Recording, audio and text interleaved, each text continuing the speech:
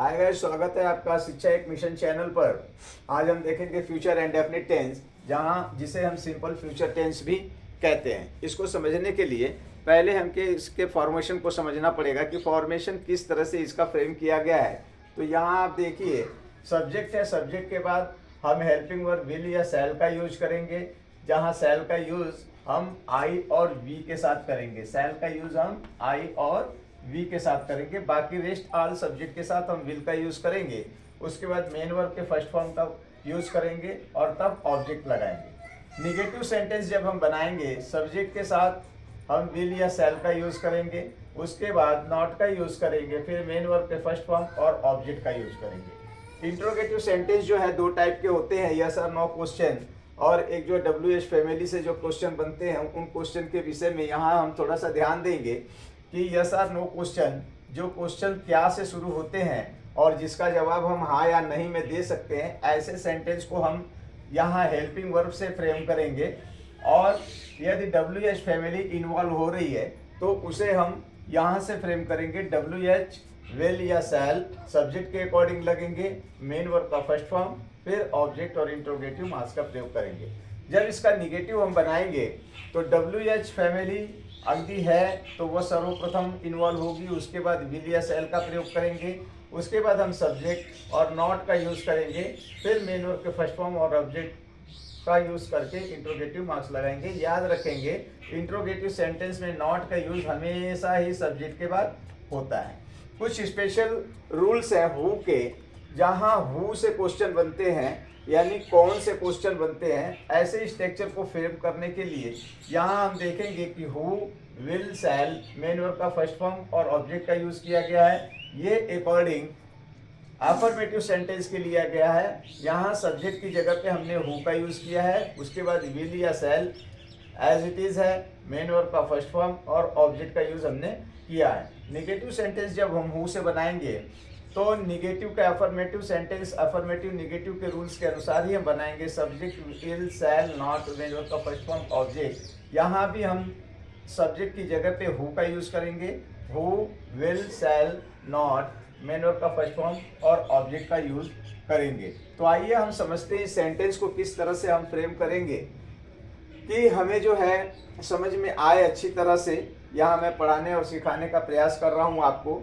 जैसे यहाँ देखिए, मैं स्कूल जाऊँगा, तो ये फ्यूचर की बात है। मैं स्कूल जाऊँगा, मैं के लिए हम आई का यूज़ करते हैं, और आई के साथ हमने आपसे बताया था कि शैल का यूज़ आई और वी के साथ करते हैं। तो यहाँ पर हम शैल लेंगे, आई शैल, और मेन वर्ब का हमेशा ही फर्स्ट फॉर्म का यूज़ करेंगे, गो टू स्कूल। इस तरह से हम इसको फ्रेम करेंगे। वह अंग्रेजी पढ़ेगी, वह थर्ड पर्सन सिंगुलर नाउन, माना कि एक लड़की है तो हमने यहाँ पे सी का यूज किया, सी, और सी के साथ हम विल का यूज करेंगे। She will read English.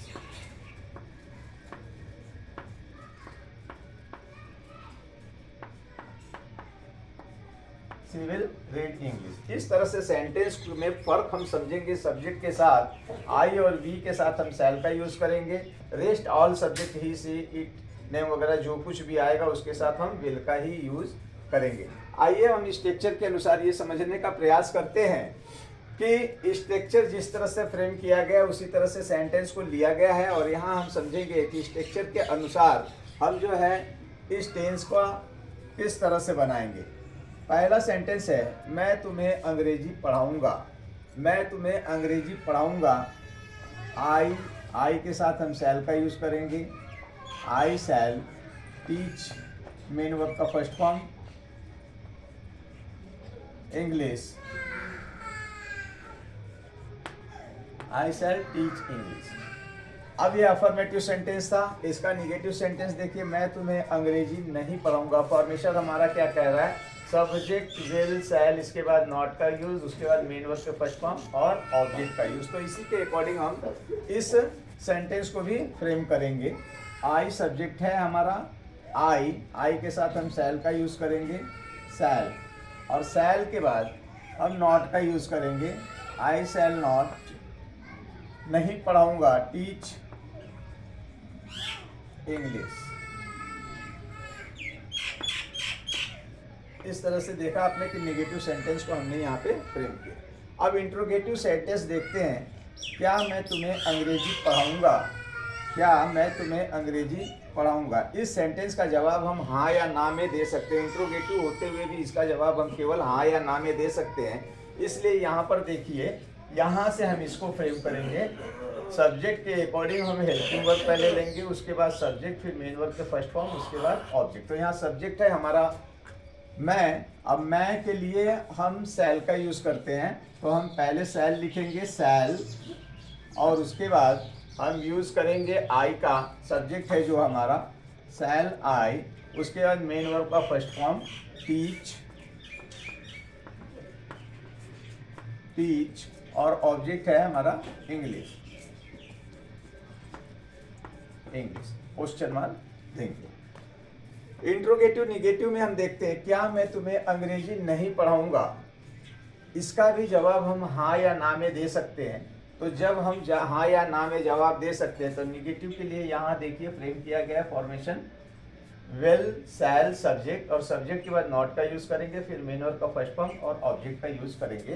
तो यहाँ पे सब्जेक्ट हमारा आई है, इसलिए हम यहाँ शैल लगाएंगे, शैल आई, और हमेशा सब्जेक्ट के बाद नॉट का यूज, नॉट टीच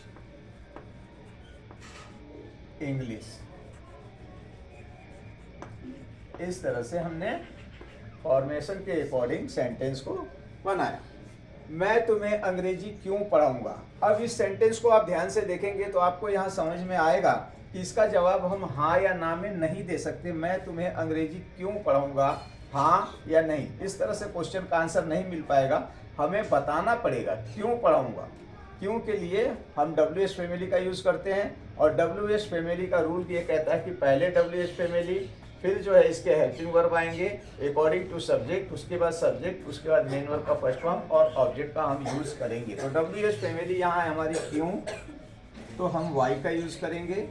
वाई के बाद हमारा सब्जेक्ट है मैं, इसलिए हम शैल का यूज करेंगे, why shall I teach English.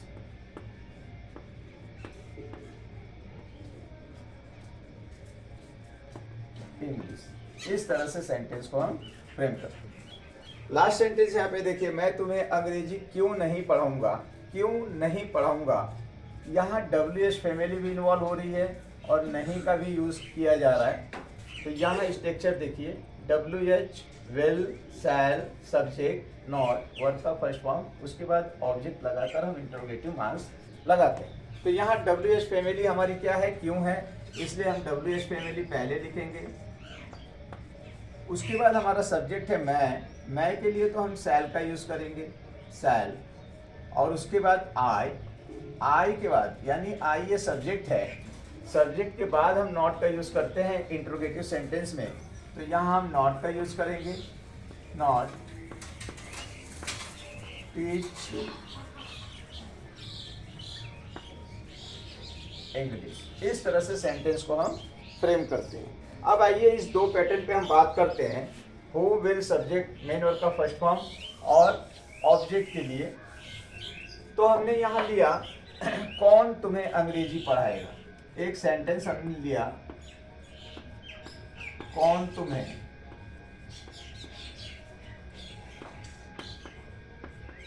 अंग्रेजी पढ़ाएगा, कौन तुम्हें अंग्रेजी पढ़ाएगा। तो यहाँ देखिए कौन, ये कौन जो है सब्जेक्ट की ही तलाश कर रहा है, इसलिए हम इस फॉर्मेशन पे इसको नहीं बना सकते। हमें अफर्मेटिव सेंटेंस के अकॉर्डिंग ही इसको बनाना पड़ेगा।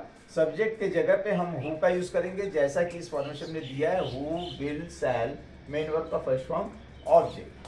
तो हम देखते हैं कौन के लिए हम हु का यूज करेंगे, हु, और हु के साथ हम विल या शैल अकॉर्डिंग टू अपने सेंस के लगाएंगे। तो कौन तुम्हें अंग्रेजी पढ़ाएगा, यहाँ इस वाक्य को बोलने से हमें ये पता चल रहा है कि कोई सिंगल पर्सन है जिसकी बात कर रहे हैं हम। तो यहाँ हम विल का यूज कर सकते हैं, who will teach you English, who will teach you English. और एक सेंटेंस इसी से रिलेटिव जो निगेटिव है, कौन तुम्हें अंग्रेजी नहीं पढ़ाएगा, कौन तुम्हें अंग्रेजी नहीं पढ़ाएगा।